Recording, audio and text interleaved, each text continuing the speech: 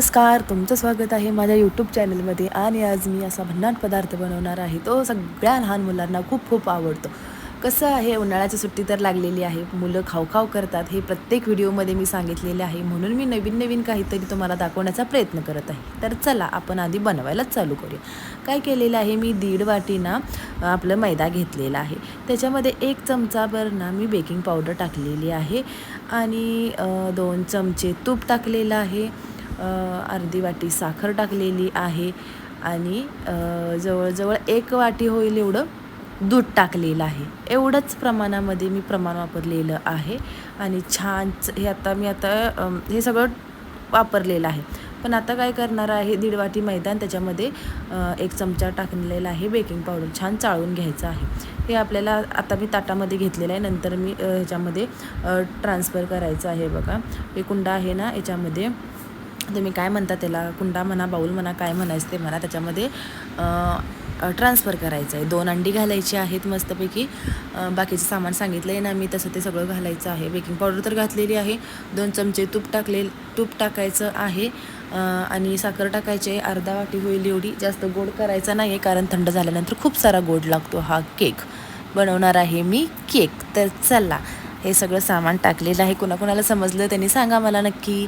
Okay का परत सांगू? तर चला परत सांगते. काय केलेलं आहे, 1.5 वाटी आपलं मैदा घेतलेला आहे, त्याच्यामध्ये काय केलेलं आहे, 1 चमचा बेकिंग पावडर घातलेली आहे, 2 अंडी घातलेली आहेत, 2 चमचे तूप घातलेलं आहे. आता काय करायचं आहे, अर्धी वाटी जवळजवळ साखर घालायची आहे. त्यानंतर घालायचं आहे वाटीभरच आपल्याला दूध घालायचं आहे, ते पण थंड घालायचं आहे बरं का, गरम घालायचं नाही. आणि छान असं फेटून घ्यायचं आहे. मिक्सरमधून काढायची गरज नाही किंवा आपलं ते फेटायचं मशीन वापरायची गरज नाही. फक्त छान असं चमच्याने 2-3 मिनिट्स फक्त हलवून घ्यायचं आहे, जास्त हलवायची गरज नाही. तुम्ही म्हणाल मग हा केक कसा होईल बघा ना तुम्ही शेवटपर्यंत. सुरुवातीला बघितलंच असेल कसा स्पॉन्जी झालेला आहे ते. तर चला, आता हे सगळं झालेलं आहे आणि याचा ओव्हन बघितलाच असाल तुम्ही कसा आहे. ओव्हन आमचा जरासा वेगळा आहे, तो खूप जुनं मॉडेल आहे त्याचं. आपल्या रेग्युलरच्या ओव्हनमध्ये केलेलं नाही आहे. रेग्युलरचं ओव्हन पण आहे आमच्याकडे, तर आम्ही त्या दुसरा केकचं मशीन आहे ना त्याच्यामध्ये बनवलेला आहे. आणि हा केक गोल वगैरे झालेला नाही, आयताकार झालेला आहे. माझ्या मुलगीच्या भाषेमध्ये मोबाईल शेपमध्ये आम्ही आज केक बनवलेला आहे आणि खूप छान टेस्टी यम्मी झाला होता. खूप स्पॉन्जी झाला होता आणि चव तर 1 नंबरची होती. ते क्रीमचे वगैरे केक खाण्यापेक्षा असे केक खाणे खूप खूप गरजेचं आहे, म्हणजे चांगलं आहे, हेल्दी पण होतं. आणि हे मैदा जास्त नसतो, पण आहेच मैदा, पण बाहेरचं क्रीम वगैरे जास्त खाण्यापेक्षा हे घरगुती बनवून खाल्लेलं कधी पण चांगलं. हा आता आमचा ओव्हन नाही, केकचं मशीन आहे हे. याच्यामध्ये आपण सँडविच पण करू शकतो, हे सँडविचसाठीचं आहे. तर चला, हे आपलं ह्या मोबाईल शेपच्या भांड्यामध्ये आपण ट्रान्सफर करून घेणार आहे. थोडंसं डॅब करणार आहे आणि त्यानंतर त्या मशीनमध्ये आडवंच ठेवणार आहे.